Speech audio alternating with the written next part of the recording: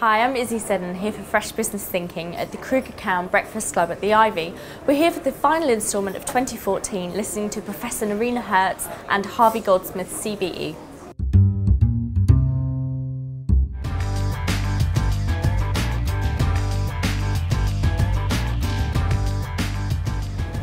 History is not an army on a forward march.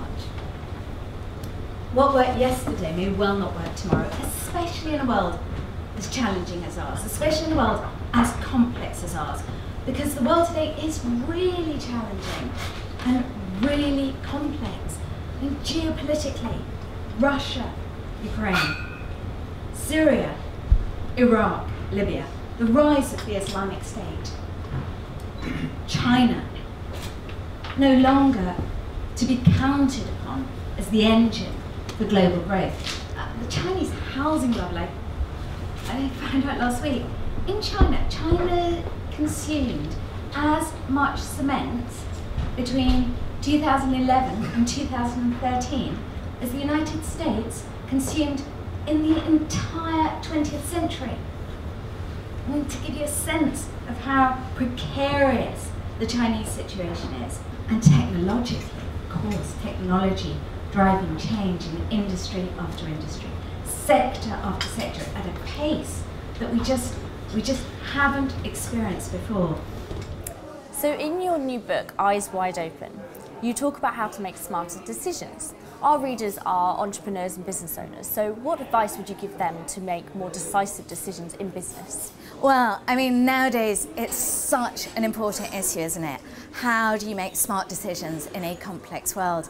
And there are a number of tips that really business people can use to be more effective decision makers. They really fall into three areas. The first is become smarter information hunter-gatherers. Nowadays, we don't have to just blindly follow experts. We don't just have to blindly defer to authority, because we can gather information in ways we just simply couldn't before. Technology is allowing us the ability to disintermediate traditional information hoarders. So we can become smarter information hunter-gatherers. We also need to be much smarter, though, about understanding the way that our own emotions, our own moods, our own physical states can affect our decision-making. Because we're not robotic, rational decision makers.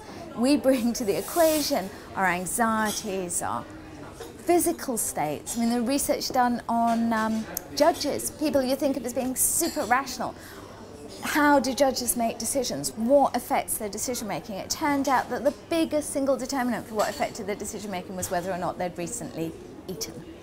So our physical state, our mental state, it's being aware of that. And the third thing we really have to think of if we're going to be smart decision makers in business is to make sure we carve out enough time to think, which nowadays is so challenging in our go, go, go, to-do list heavy, 24/7, emails, Twitter, Facebook lives, and yet every single smart decision maker I interviewed, whether it was fighter pilots or ER doctors, whether it was Hollywood producers or hedge fund honchos, it was the one thing they all did.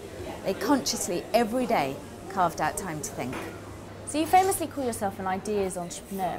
How do you fit amongst all of those entrepreneurs in the board of directors you belong to?